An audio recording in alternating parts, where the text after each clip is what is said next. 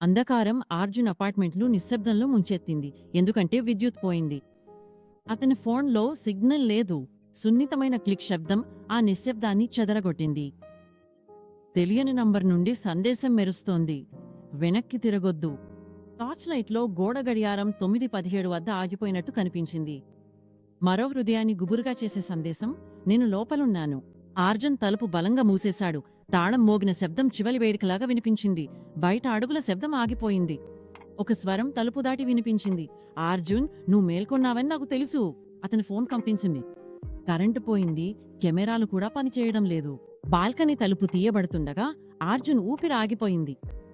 ఒక పొడవాటి కదలని నీడ లోపలికి ప్రవేశించగా ఒక గొప్ప శబ్దం మారుమోగింది. భయం అతని ముఖాన్ని నింపింది. రైలింగ్పై కూర్చుని గాలి ఊదుతుండగా అర్జున్ ఆ నీడ భయంకరమైన మాటలు విన్నాడు.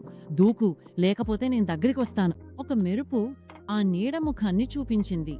అది అర్జున్ ముఖమే, గాయాలుతో, భయంతో నిండినది. తరువాత అది అదృశ్యమైంది.